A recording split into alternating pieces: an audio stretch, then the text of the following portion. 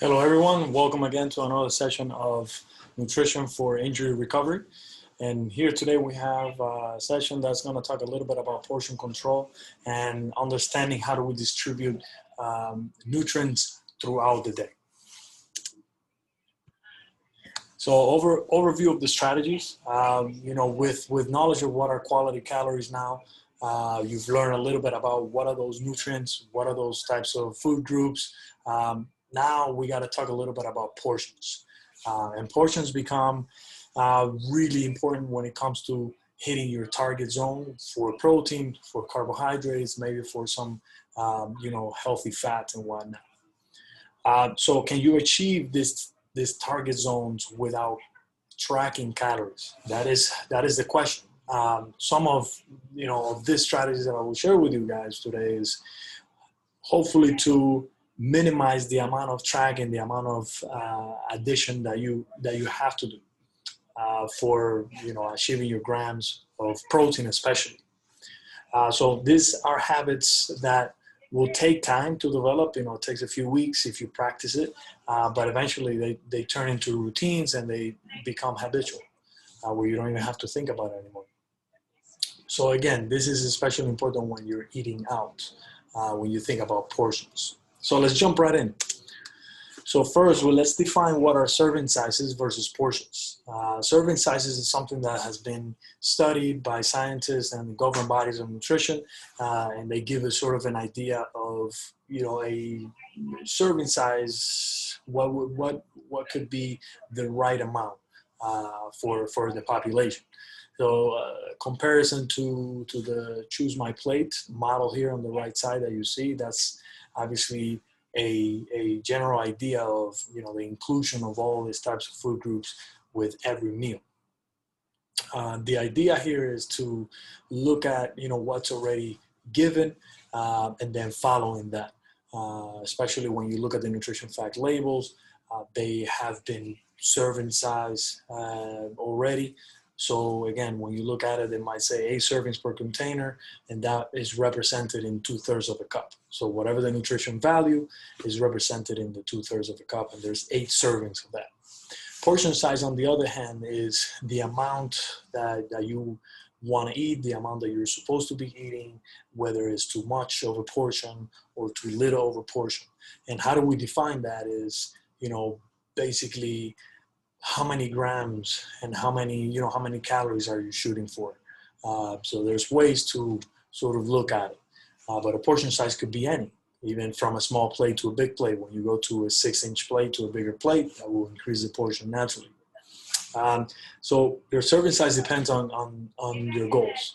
And yours is to recover as fast as possible, prioritize the protein intake, prioritize carbohydrate consistency, so that way we help our body to utilize protein for what it is, which is for protein synthesis. Again, so that's something that we want to focus on. Joint healing, wound healing, and making sure we maximize that rehab process. So how does your plate look like? For a regular person that wants to live, a healthier lifestyle, that wants to include healthy eating habits and whatnot, they can follow the Choose My Plate, and that generally gives them a good broad, spectrum of all the nutrients and all the food groups, and they'll be okay with that. They'll follow a healthy lifestyle. But for you, that you're in the injury scenario, you need to now incorporate more protein, you need to incorporate more non-starchy vegetables, and choose your carbohydrates. As you can see on the right side, that plate model indicates sort of the portions of what you want to be aiming for. And always adding, a fruit on the side to get some extra vitamins, to get some extra fiber in that meal. So your plate looks a little bit different. And again, carbohydrates are going to be the main source. Those are the ones that are going to be the easiest to overeat. We talked about that on the previous side, the previous session, when we talk about, rice, white noodles are very easy to overeat. So we have to minimize the intake of those by adding other things to make that meal a little bit more substantial in terms of fiber, in terms of healthy fat, and in terms of protein. Protein, again, the healing process. So as you can see, it's more than 1/4 of the plate, so a little bit more of that. And then fats, a little bit goes a long way again. So we want to incorporate them within the meal. So if you cook with olive oil, if you have a little bit of avocado in your veggies, if you have some seeds in your salad. So again, adding those little by little. So plate would look a lot different. So now we get into a little bit more, mathematical recommendations, right? For those of you that use apps to track some calories, to track some grams, this might be helpful. And then I have other strategies for others that don't necessarily follow something like this. But I wanted to show you that it is doable.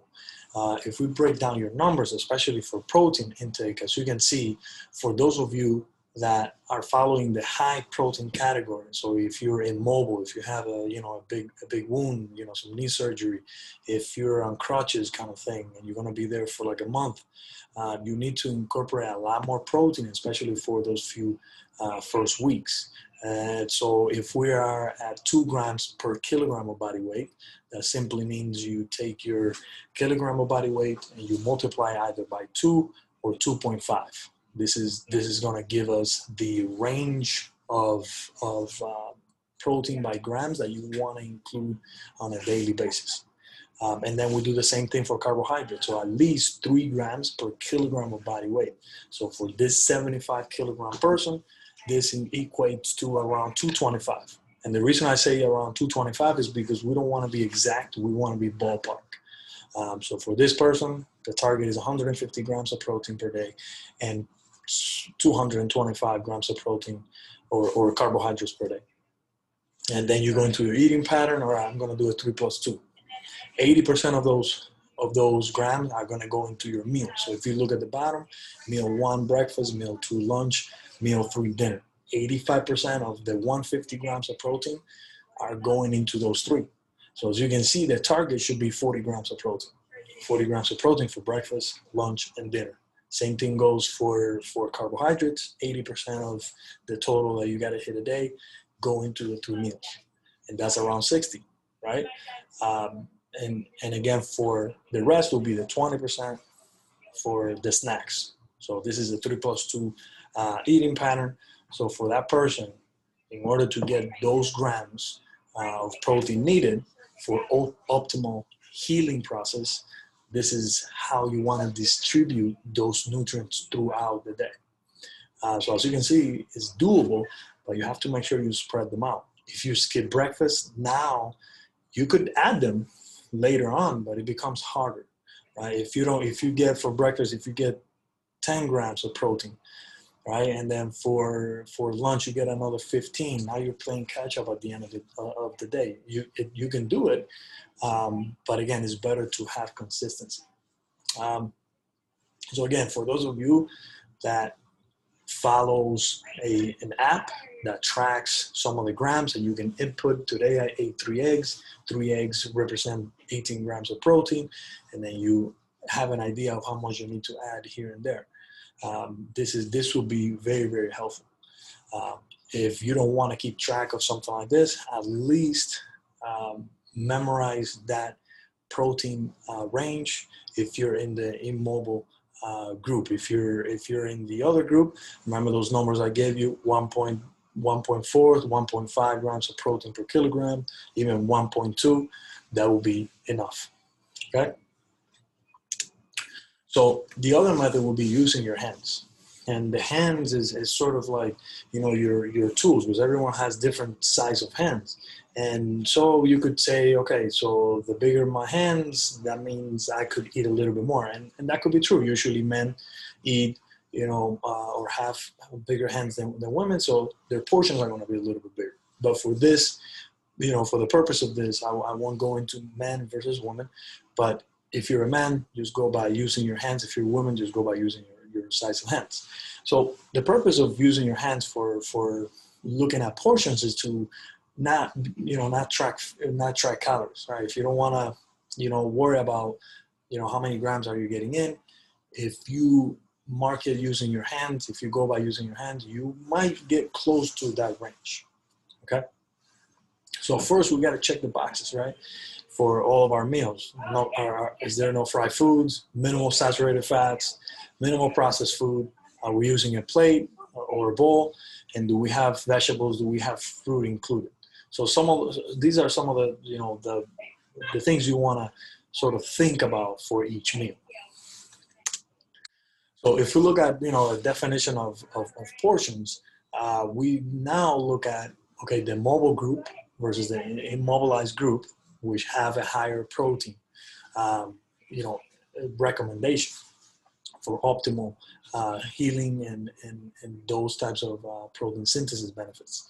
So on the left side, you want to look at this guideline of, all right, 1 pound of quality protein, 2 cupped hands. So as you can see in the diagram below, of vegetables, non-starchy vegetables, and then 1 fist of grain or starches, right?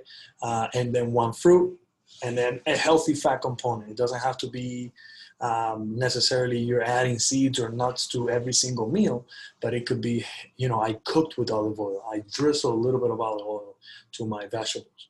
And that counts as hey, there is a healthy fat component here. So as you can see, for the mobile group, which need a little bit less protein, so you look at the plate model, non-starch, 2 cupped hands, protein, a palm, which gives you around the same, amount of grams or targets that same, grams of protein as if you were looking at the, the actual grams of the food type. And then you notice that there are 3 types. So a hand, hand fist, cupped, and then a size of the palm. So if you follow this sort of methods, it will help you out with getting the right types of nutrients, right? So the immobilized group, these group is going to have a lot more, protein requirement, right? This is the 2 to 2.5 grams per kilogram of body weight. So we're talking about a lot more protein. So now the protein doubles, right? So now you're at 2 pounds of quality protein. So whatever protein you're eating, it doesn't matter which one. If it's under the category of the lean protein, we want to aim for 2 pounds. Same thing with the starch. We keep the starch the same, 1 fist or so. And again, this is ballpark, guys. This is not, you don't have to really, measure it, like a cookie cutter kind of thing. It could be ballpark. Visually, you could practice this. And then the, 1 cup of 1 cup hand of vegetables, non-starchy vegetables. So that is a difference. Similar, but the immobilized group with the higher protein, a little bit more protein using the hands.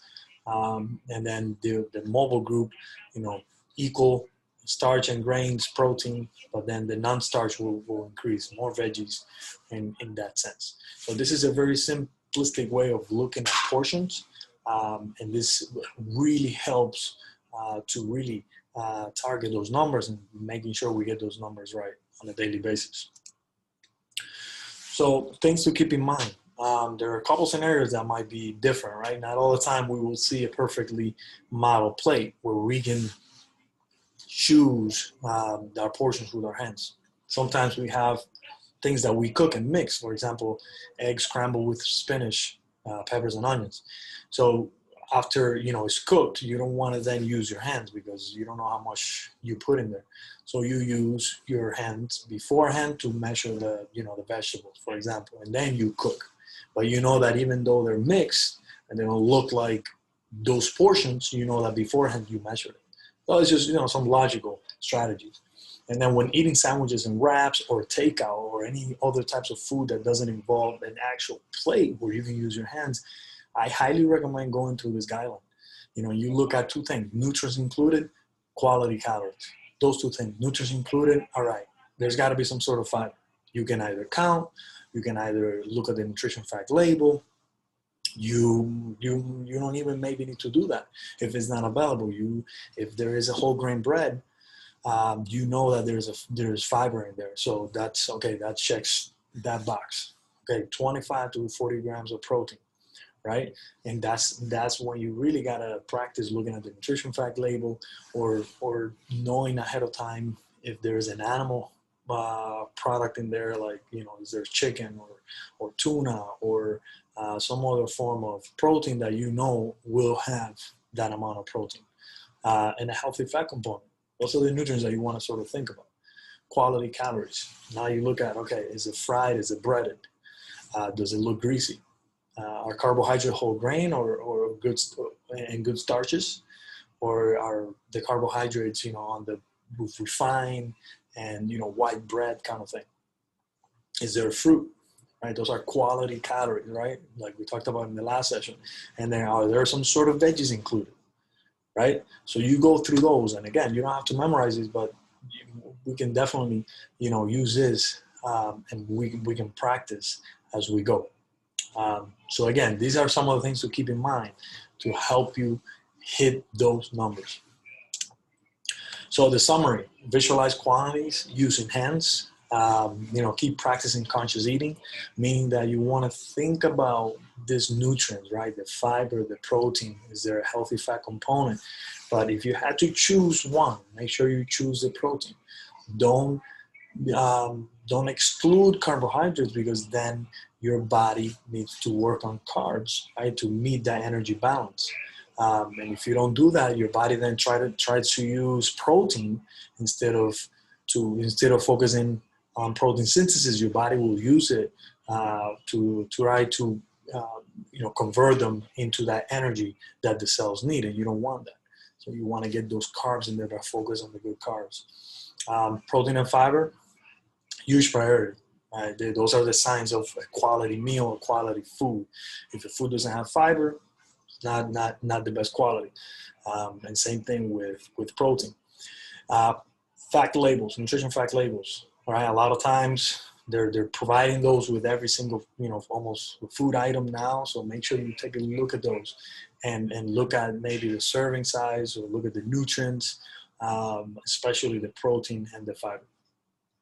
And eat from a plate, not a package. Eating on a plate really helps you to put these tools together and use them. And it sort of, helps you with not distortioning the portion control. And practice. This really takes, an effort on your part to really think about, and think about it, and think about what's in my food. What quality do I have here? Do I have sort of these components?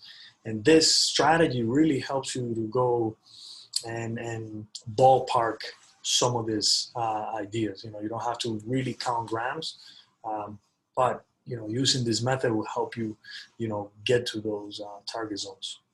All right. So good luck, and I will see you on the next video. Thank you.